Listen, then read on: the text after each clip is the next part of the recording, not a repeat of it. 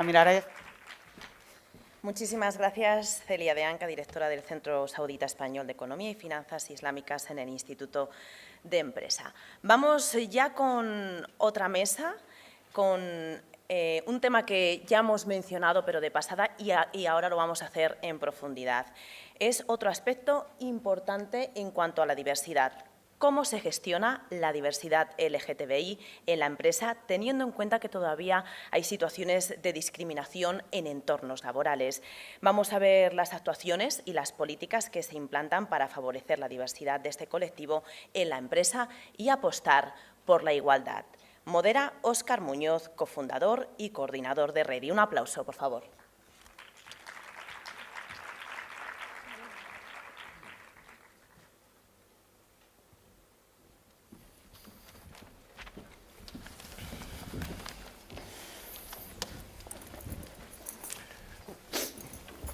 ¿Qué tal? Buenas tardes a todas y a todos. Lo primero, agradecer a Vicente Marcos y al equipo de Intrama por el magnífico evento que estáis realizando. Yo personalmente estoy disfrutándolo mucho, aprendiendo muchas cosas nuevas.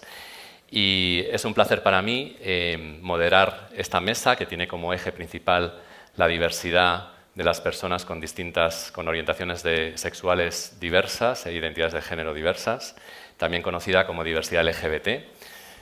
Por las personas lesbianas, gays, bisexuales y transexuales. Y para mí es un placer compartir esta mesa con estos ponentes de altura, literalmente, como son, y además son expertos en este área y expertos dentro de sus empresas que son referentes, como son Eva Díaz. Buenas tardes, Eva. Buenas, Óscar. Directora general de Exacta Soluciones. Manuel Alejandre, bienvenido. Hola, Óscar. Director de Recursos Humanos de Procter & Gamble España. Tenemos también a Gabriel Martín. ¿Qué tal, Gabriel? Hola, ¿qué tal? Socio de Accenture y Managing Director de Arquitectura de Experiencias Corporativas y líder del grupo de empleados LGBT en España. Y Miguel Castro, director responsable de Cultura e Identidad en la Oficina Global de Diversidad e Inclusión de SAP. Bienvenido, Miguel. Qué buenas. Durante todo el día hemos estado hablando de la importancia de la diversidad en general y de algunas dimensiones de la diversidad. Me encanta el título de esta ponencia, Diversidad LGBT, una necesidad real, y me vais a permitir que haga una pequeña introducción al contexto. Desde la Red Empresarial por la Diversidad e Inclusión, que es un foro de referencia donde las empresas vienen a consultar y a compartir mejores prácticas en diversidad LGBTI, hemos visto en los 2 últimos años un interés creciente en este tipo de diversidad. Y parece que estamos pasando de un momento en el cual las empresas nos decían ya esto no creemos que haya que hablar de esto, no creemos que sea necesario, o incluso les parecía incómodo. No olvidemos que todavía hay gente que piensa que lo que cada uno haga en su casa es cuestión doméstica y no es relevante en el contexto laboral, pero no hay que olvidar que las personas no podemos aparcar nuestro lado personal y dejarlo en casa, sino que lo llevamos también al trabajo.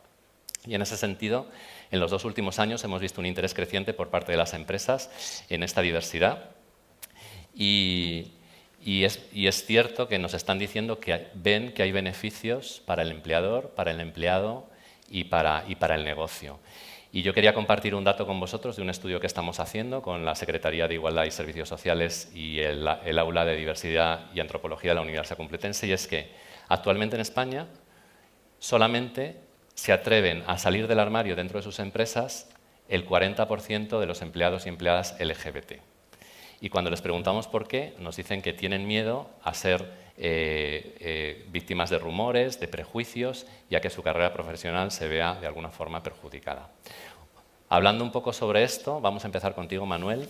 ¿Cómo ves? En Procter habéis sido número 1 en el ranking de empresas que mejor trabaja la diversidad LGBT en España y tenéis bastante experiencia en este tema.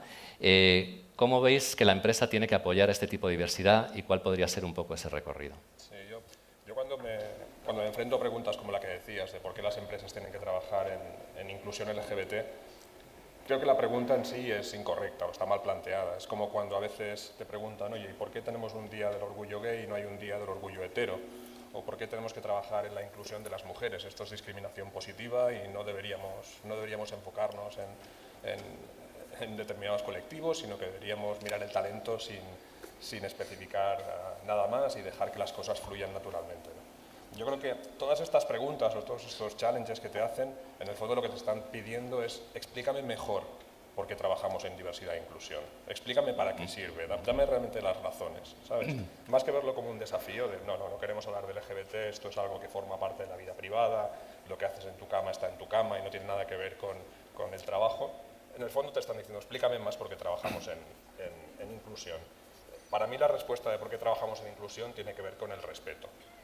El respeto completo a la persona tal y como es significa que respetas a la persona con todas sus capas de identidad. Y pueden ser capas de identidad de estilo de pensamiento, pueden ser capas de orientación sexual, capas de género, capas de nacionalidad, las muchísimas capas que hacen rica a una persona. Si tú respetas a las personas, respetas todas esas capas. Y realmente, en este caso, la orientación sexual es parte integral de quién es la persona y traer esa persona con todas sus identidades al trabajo hace que pueda rendir bien, ¿no? A lo que me preguntabas de cuál es el camino de las empresas para apoyar esta diversidad LGBT, yo creo que el papel de la dirección es muy importante. Dentro de PIG tenemos el rol del aliado en inclusión LGBT. Te explico un poco qué es el aliado. El aliado inicialmente es una persona que tiene la motivación para trabajar voluntariamente en inclusión LGBT y básicamente tiene 3 roles, 3 funciones principales. Hay una primera que es asegurarse de que cuando ocurre un comportamiento, ocurre una situación que no es inclusiva, asegurarse que en ese mismo momento, de manera puntual, de manera respetuosa, pero de manera clara, le ayudas a la persona que ha hecho ese comportamiento, que ha hecho ese comentario, le ayudas a ser más inclusivo, le ayudas a formular las cosas de otra manera, le ayudas a comportarse de otro modo para generar un ambiente de trabajo más inclusivo. Esa es la primera, que es darte cuenta de situaciones que pasan que tienen que cambiarse. La segunda es generar un entorno de confianza para que si cualquier persona LGBT quiere venir a hablar contigo, para pedirte asesoramiento, para pedirte mentoring, para compartir sus dudas, compartir, por ejemplo, si está bien o está mal salir del armario dentro del trabajo, ayúdame a manejar las relaciones para que no lo interpreten mal, generar un ambiente de confianza donde sepa que puede contar contigo para apoyarla o apoyarle en esa decisión que es tan personal. Y la tercera, que es muy importante, es la humildad para seguir mejorando en inclusión. Yo creo que ninguno de nosotros, ni managers, ni nadie en la organización es 100% inclusivo. Todos tenemos oportunidades de serlo más.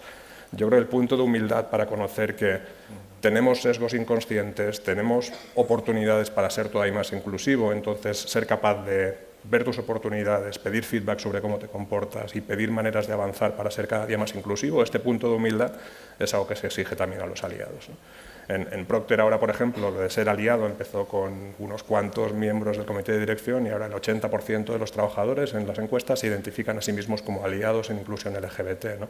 Entonces estamos muy contentos de eso, de que al final es algo visto de que es responsabilidad de todos, que era un ambiente de trabajo inclusivo, no solamente del comité de dirección. Muy bien. Muchas gracias, Manuel.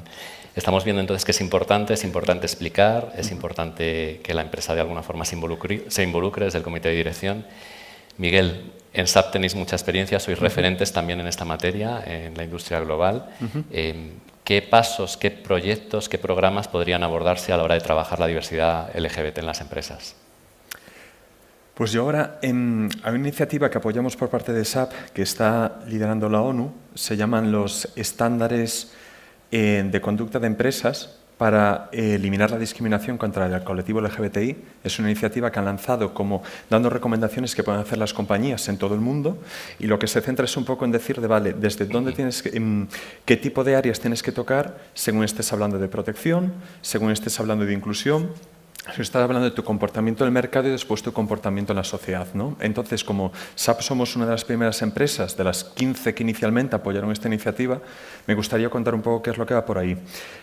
Estas guías, estos estándares de conducta comienzan con lo de siempre tienes que respetar los derechos humanos allí donde operes. Entonces, es muy importante que en el momento en que tú estás definiendo cuáles son tus políticas de no discriminación, cuáles son tus políticas de compromiso con los derechos humanos, que siempre incluyas orientación sexual e identidad de género y expresión de género. Esas son las partes básicas que digas, independientemente de dónde opere, yo tengo que meterme en esto.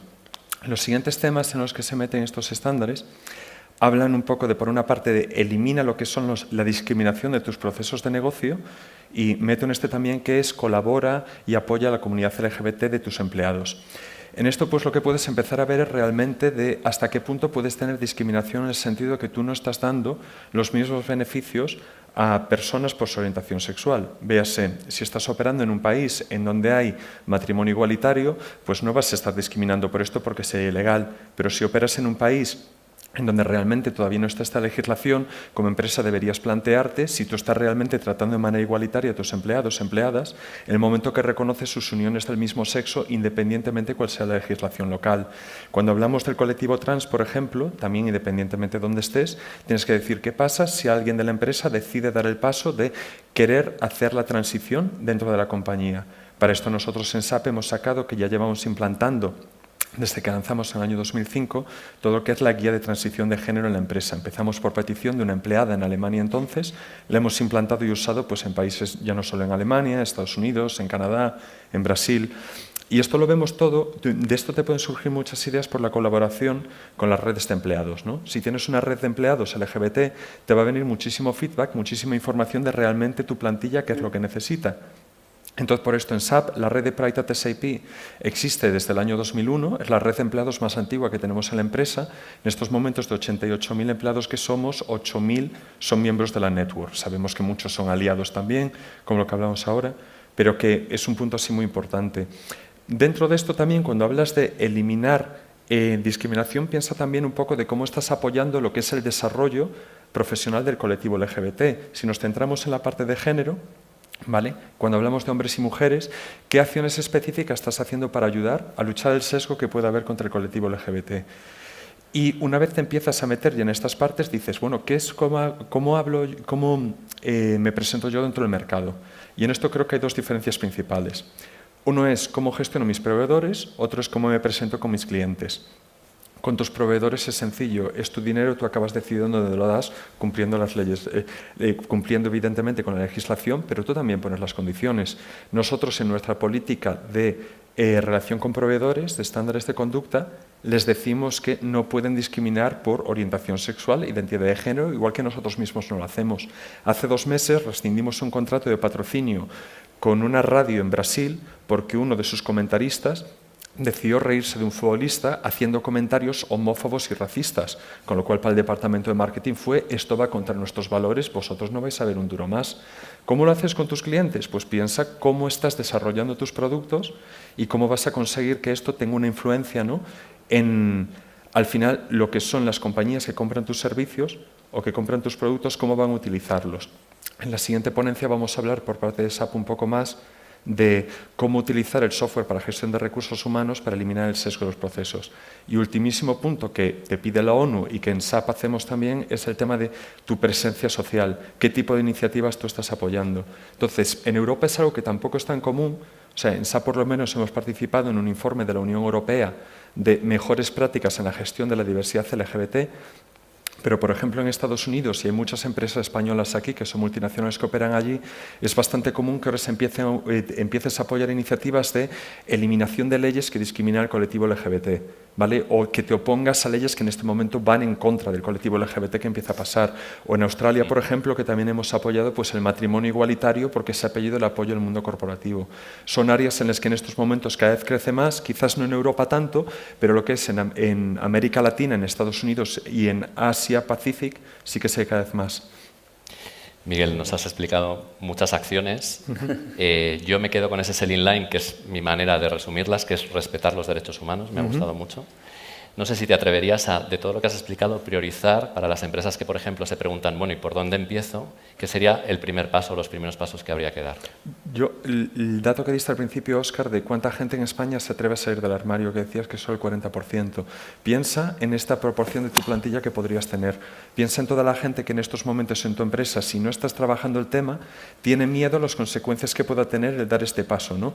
Entonces, las iniciativas que puedes tomar, hazlas en este sentido. Es decir, si no hay nadie que quiera dar un paso para formar una red de empleados, porque quizás no sea parte de vuestra cultura tener redes de empleados, pues decir, vamos a incluirlo en nuestras acciones, el comunicar, aunque sea de manera interna, de por qué incluir al colectivo LGBT. Pensad en el business case que tiene la diversidad LGBT y a partir de esto empiezas a construir el mensaje para hablar con management y decir por qué es importante esto y después lanza comunicación interna para que por lo menos quien quiera estar fuera del armario y hablar de sus parejas, igual que pueden hacer la mayoría de los compañeros heterosexuales, que pueden hacerlo si quieren. Muy bien, muchas gracias. Hemos hablado un poco de por qué es necesario, hemos hablado incluso de pautas que se pueden hacer para abordarlo. Gaby, desde Accenture, que también sois referentes en la industria en este tipo de diversidad, ¿cómo vincula esta diversidad con el negocio? Antes en la salita nos comentabas que hay realmente una oportunidad de mercado y que, por ejemplo, en cuestión de retención y atracción de talento o en innovación está muy relacionado con este tipo de diversidad.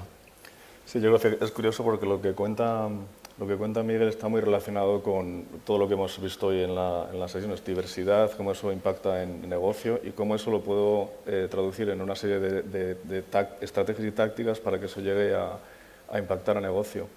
Entonces, muchos de los temas que has comentado, para nosotros desde Accenture lo vemos como un viaje de todas las diversidades en la que nos vemos obligados a transformar nuestra organización desde una organización de consultoría que era muy conocida por el rigor, pero un rigor, si quieres, un tanto, a ver, si hay alguien de Accenture que me perdone, un tanto gris, ¿no? La chaqueta, la corbata, los consultores tradicionales, nos hemos visto obligados a evolucionar nuestro ADN para que la imaginación, la creatividad, la innovación sea parte de lo que damos todos los días. Entonces, ¿cómo haces ese viaje? Porque eso al final es el impacto en negocio que nosotros como consultora necesitamos y que seguramente nuestros clientes necesitan. ¿Cómo haces ese viaje para que todas las dimensiones de diversidad, incluida la del LGBT, transformen la organización hacia una empresa de imaginación e innovación? Pues ahí es donde hemos tenido que experimentar mucho y hacer cosas que luego podemos hacer fuera. Entonces, yo como lo veo es, y yo creo que lo has comentado, Miguel, en detalle, hay 3 niveles. ¿No? Hay un nivel que es el básico, es el nivel legal. Es decir, no podemos permitir que las políticas de compensación de los empleados LGBT difieran de la del resto de empleados. Si hay personas en la compañía que necesitan transicionar y es una necesidad, pues vamos a ayudar para que esa transición en los países donde no haya un apoyo de seguridad social, vamos a ayudar en ese viaje. Vamos a ayudar a los empleados, que en empresas globales se da mucho, que encuentran oportunidades para trabajar en países de alto riesgo para población LGBT, informarles sobre esa situación y apoyarles en la decisión de no ir a trabajar a esos países, porque consideramos que no les vamos a dar el espacio de seguridad y libertad que necesitan. Entonces, cuando se cubre ese nivel, pasamos al segundo nivel, que es en el que creo que estamos abandonando ahora en algunos países, como Estados Unidos, el Reino Unido. En España, bueno, pues sabemos que las culturas pues, de las diferentes localizaciones afectan, en el nivel que llamo institucional. Es decir, todas las políticas que comentaba Miguel, de clubs de aliados, ayudar a los líderes de la compañía a salir del armario y que el resto de la compañía vea que no pasa nada y que te van a seguir valorando por meritocracia y por tu contribución y no por quién eres. Todas esas políticas que lo que hacen es abrazar a los empleados y decirles, sentiros libres, traed vuestro auténtico yo a la oficina y al entorno de trabajo, porque eso os va a conectar con el talento y con la parte emocional que necesitamos en una cultura de innovación y de ideación. Y eso yo creo que se está estableciendo ya en la compañía y estamos ahora en un tercer nivel, que es el nivel experiencial. Es decir, cuando hablamos de diversidad LGBT se tiene que vivir en el día a día. Entonces, ¿cuáles son los momentos de la verdad del empleado LGBT? Los momentos de la verdad de mujeres, los momentos de la verdad de personas con problemas de accesibilidad, y vamos a trabajar desde el lado emocional para entender qué es lo que pasa cuando llegas el primer día a la compañía o llegas el primer día a uno de nuestros clientes que no tiene una cultura de diversidad muy marcada y sientes que hay comentarios, no necesariamente homófobos, pueden ser parte de la unconscious bias, pero que te hacen sentirte excluido. Entonces, trabajando esos momentos y decidiendo cómo trabajar la parte emocional con innovación, ahí sí que vamos mejorando un poco esos elementos adicionales que al final, ¿qué es lo que logran? Y es donde está la conexión con el valor de negocio y transformarte en una empresa que invierte en imaginación. Lo que haces es transformar la cultura en esos pequeños momentos para que sea una cultura, sobre todo en la parte de diversidad LGBT, que es en la que yo creo que es importante el atacarla, la cultura de salir del armario. Entonces, cuando tus empleados y tus grupos de trabajo empiezan a ver gente del colectivo LGBT, líderes y compañeros que han salido del armario, surgen otras diversidades ocultas que pueden salir del armario también. Entonces hay un caso muy interesante que yo cuento para ilustrar esto, porque está basado en los momentos emocionales. Tenemos un responsable de negocio, uno de los ejecutivos líderes de la compañía que tiene un tipo de migraña que cuando la migraña le empieza a afectar en las reuniones, pierde la visión, y es una migraña que es bastante común. Entonces, esa persona vivió esa migraña como un problema que le podía perjudicar en su carrera profesional, porque a veces se encontraba en reuniones de alto riesgo, reuniones importantes, la migraña empezaba a hacer efecto y tenía que controlarse para que la reunión siguiese. Entonces, a raíz de la política de salir del armario, él entendió que él debía de salir del armario también con su migraña, porque la había vivido como algo que le podía afectar profesionalmente. El hecho de que él saliera y contase a sus equipos que, mira, me pasa esto, cuando a veces, si en algún momento veis que estoy un poco despistado, paremos la reunión porque necesito 5 minutos para recuperarme y luego volvemos a trabajar en lo que estemos haciendo, eso ilustra un poco el ejemplo de cómo la cultura de salir del armario, que empieza con el mundo LGBT, pero que se puede extender a todos nosotros, a muchas diversidades ocultas, al final te genera unos entornos de trabajo muchísimo más abiertos, que dan pie a la innovación y nos ayuda a meternos en temas en los que creemos que las empresas en el futuro tienen que meterse, temas de design thinking, apagar el lado crítico, el generar empatías para incorporar ideas de diferentes perspectivas. Entonces, toda esta historia de la diversidad, ilustrada en lo que la cultura de salir del armario en momentos de la verdad, pues nos ayuda a impactar luego a negocio. Muchas gracias. Me queda muy clara esa imagen y además me parece muy bonita de la diversidad como un todo, y además a lo largo del día de hoy yo creo que hemos estado hablando de un árbol que tiene muchas ramas pero que al final tiene una raíz que es el respeto a la inclusión. Y en referencia a esto estás hablando de empleados y de salidas del armario. Yo no sé si esta diversidad puede tener, la diversidad LGBT en concreto, impacto o sinergias con otras diversidades. Yo creo que es en el caso de la diversidad LGBT, es decir, lo que comentaba antes, el hecho de que se genere una cultura de ser tú mismo y que haya empleados LGBT que, a ver, el resto de los empleados pueden sentir el viaje emocional de una persona que no quiere salir del armario, lo que comentabas al principio, del 40% no salen porque esa visibilidad ayuda a empujar a otras diversidades que muchas veces están ocultas, y se genera un caldo de cultivo en el que hay crossfertilización de diversidades. Entonces, desde la diversidad LGBT yo creo que es el mejor punto para apalancarnos en diversidades ocultas dentro de la compañía y lograr catalizar un poco con la diversidad LGBT otras diversidades que están ahí, que se pueden ir descubriendo poco a poco, sobre todo en el mundo de diversidades ocultas. Y antes fuera nos decías que también es muy importante a la hora de atraer talento, por ejemplo, el talento millennial, y a la hora de atraer innovación, o sea que también tiene un beneficio claro en el negocio. Claro, hay un tema que es innovación. Los millennials, pues si encuentran un ambiente que no es inclusivo, muchos de ellos ya no van a querer trabajar porque quieren entrar en entornos creativos en los que trabajamos la inclusión, ya lo llevan digamos, en su ADN como expectativa. Pero luego además yo creo que es igual de importante el segmento de población de empleados LGBT que están en mandos intermedios, que están viendo cómo los ejecutivos salen del armario, los millennials ya llegan exigiendo que puedan ser ellos en el trabajo, y ellos llevan viviendo esa vida oculta en el armario, pero que les está presionando desde las dos dimensiones. Entonces, hay un talento tremendo que quizá está un poco dormido y que si le logras reconectar con su auténtico yo en el trabajo, en tu empresa, va a empezar a explotar con sentimiento de inclusión, de pertenencia, y eso al final también contribuye a todo el valor que creemos que la diversidad da en la empresa. Entonces, para mí el foco sí, atraes talento, pero logras que el talento que tienes, que lleva muchos años en la empresa, seguramente despierte en muchas facetas que quizá no conocías al hacerle inclusivo y desarrollar el sentido de pertenencia. Muy bien, pues hemos hablado un poco de la importancia que tiene para la empresa, hemos hablado de cómo hacerlo, hemos hablado de la vinculación con otros tipos de diversidades, de decisiones, del cambio cultural de la empresa y vinculación con el negocio, pero vamos a hablar del empleado también. Eva, desde tu experiencia personal y profesional, hablamos de la importancia que tenía la empresa de crear estos ambientes exclusivos. ¿Cuál es la realidad de la visibilización de la transexualidad en la empresa española? Antes de responderte, de cualquier comentario queda excluido P&G, Accenture y SAP. A ver, es la misma visibilidad que la que tiene la sociedad realmente sobre el colectivo transexual, ¿vale?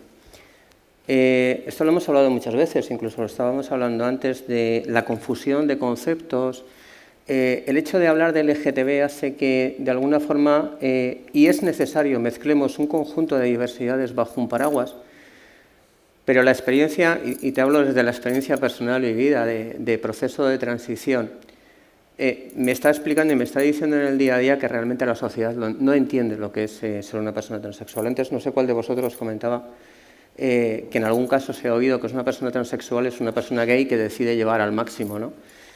La transexualidad es un proceso radicalmente diferente a un proceso gay o a un proceso de una persona lesbiana o de una persona intersexual. Y no está bien explicado, no está bien comentado. Existen una serie de prototipos o arquetipos que a la sociedad se le han transmitido.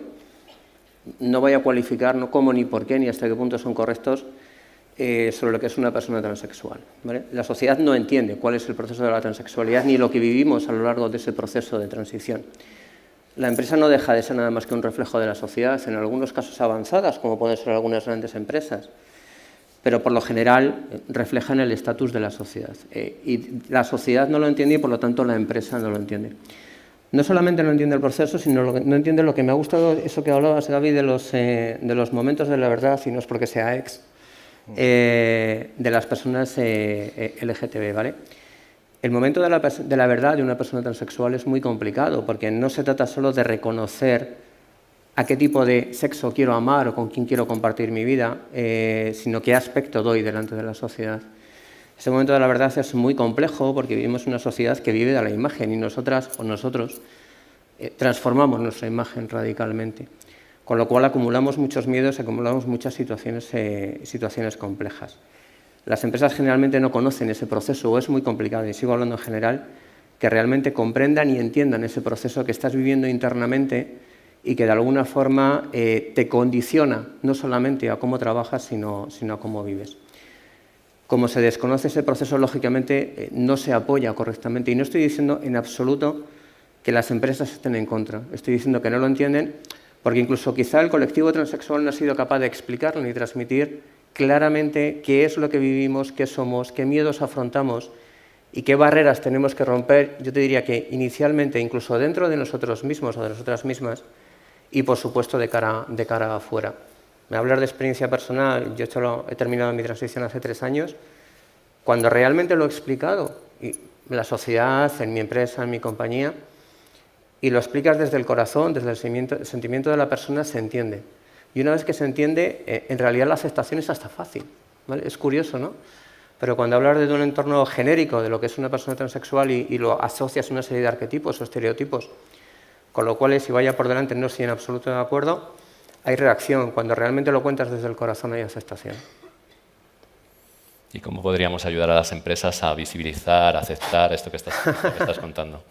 A ver, yo creo que las empresas tienen un doble rol.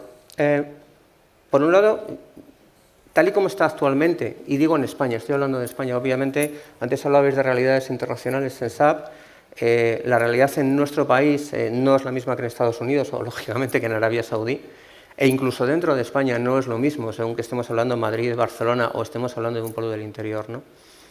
Pero la empresa tiene, o puede tener, si quiere, un rol muy importante en ayudar a la sociedad a entender el cambio.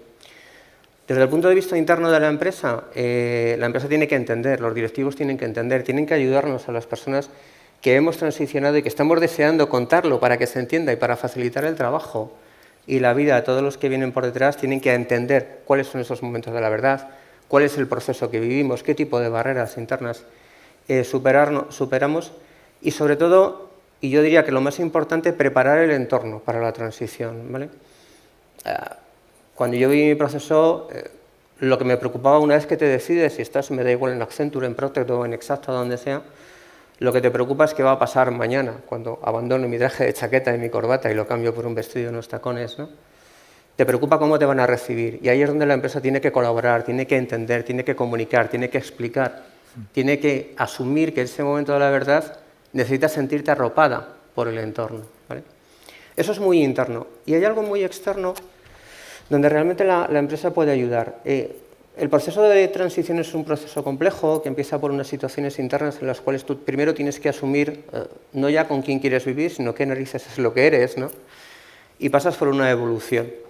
En la medida en que las empresas ayuden a organizaciones, a entornos que están fuera de la empresa, a explicar a las personas que están en transición que realmente van a ser acogidas, que realmente van a ser entendidas, nos ayudan a eliminar muchos miedos. No es lo mismo pues, hacer la transición en un entorno de hace 10 o 12 años donde no sabías si las empresas iban a querer o no, o asumir que tú escuchas que SAP, que Accenture o que P&G son capaces de acogernos, son capaces de recibirnos, son capaces de entendernos, ¿no?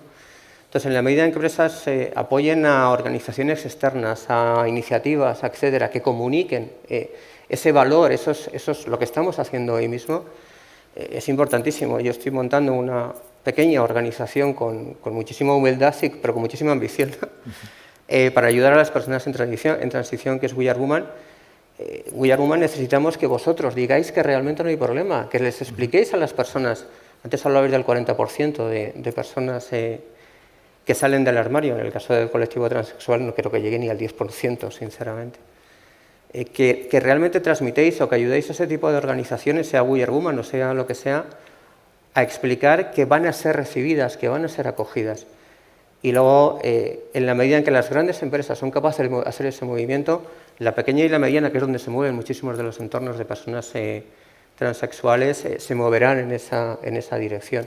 Y nosotras tenemos la responsabilidad de aportar roles como empresarias, como ejecutivas o como profesionales de que realmente es factible. Gracias, Eva. Estamos hablando hasta ahora de cambios internos dentro de la empresa. Vamos, si queréis, un poco a hablar de externamente cómo impacta esto a la sociedad. En Redi hemos visto que se da la circunstancia de que empresas que están trabajando esta diversidad LGBT y por tanto apoyan abiertamente a sus empleados, luego tienen ciertos reparos en comunicarlo externamente, hacerlo público. ¿Vale?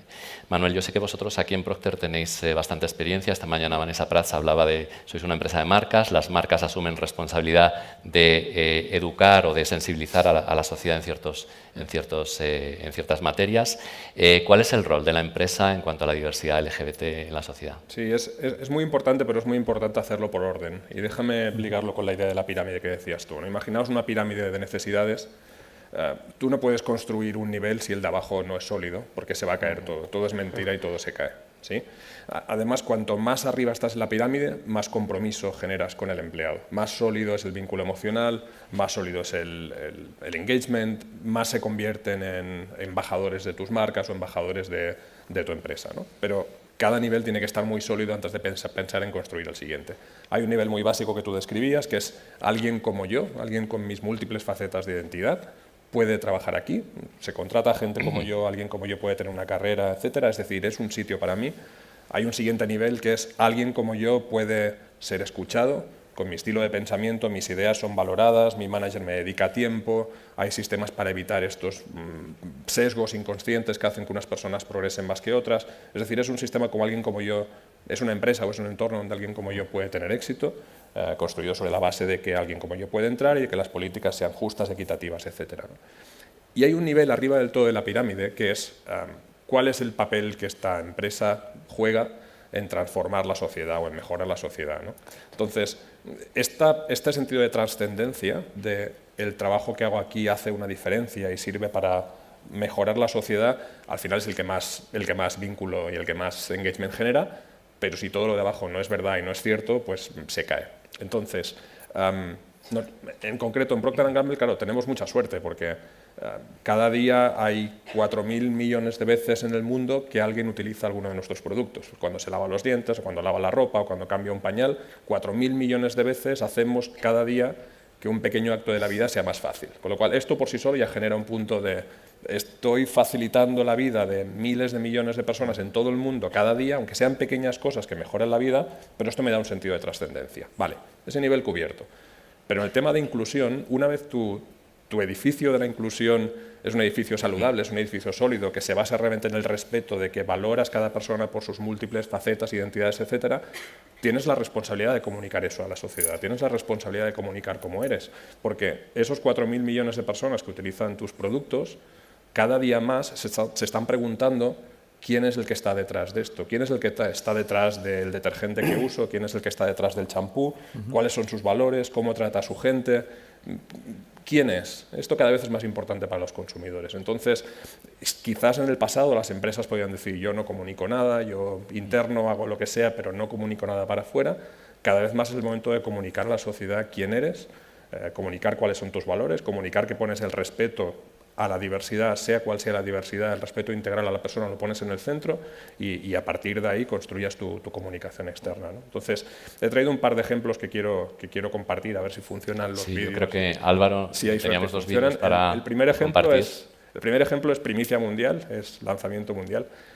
Somos patrocinadores de los Juegos Olímpicos, ahora habrá unos Juegos Olímpicos en Sochi, en Pyongyang, los Juegos Olímpicos de invierno en Corea del Sur. Y tenemos una campaña con los Juegos Olímpicos que es dar gracias a las madres, fundamentalmente, ¿sí? Los estudios demuestran que los atletas olímpicos, la figura que más valoran como que les ha ayudado a llegar donde han llegado son las madres, y la campaña de este año vuelve a ir sobre las madres, y en este caso concreto habla sobre la mirada limpia de prejuicios. La mirada de una madre hacia sus hijos siempre es una mirada que no es prejuiciosa, que no juzga, sino que siempre busca ver el potencial de las cosas maravillosas que puede hacer mi hijo o mi hija, ¿sí?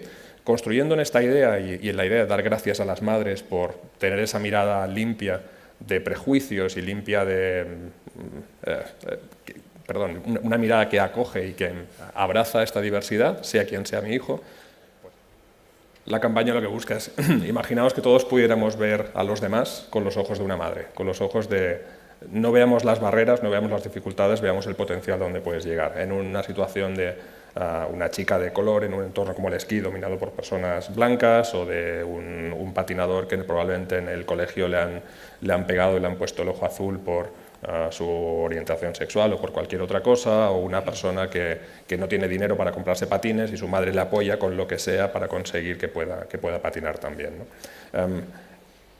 Hacer una comunicación externa de quién eres como marca que sea inclusiva no significa tener como target a los consumidores LGBT. Hay empresas que han confundido una cosa con la otra, y hacer comunicación inclusiva significa hacer productos para gays, o significa hacer productos para que me lo compren y comunicarlos para que me lo compre esta gente.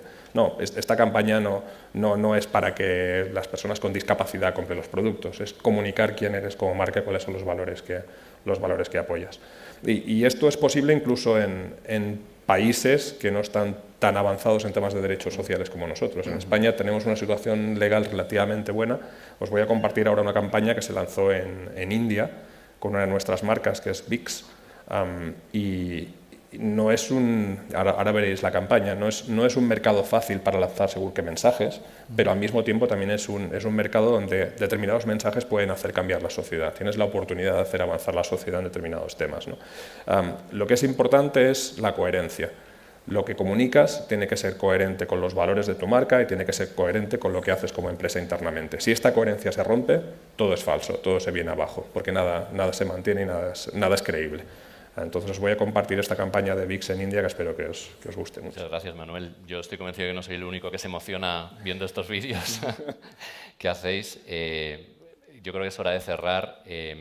Agradezco que hayas traído estos vídeos. Es una bonita forma de cerrar. Yo creo que es importante pasar el mensaje de que la inclusión y el respeto empieza con nosotros mismos. Las empresas tienen un papel muy importante que jugar en esto. Yo os voy a contar una anécdota que me ha pasado este fin de semana.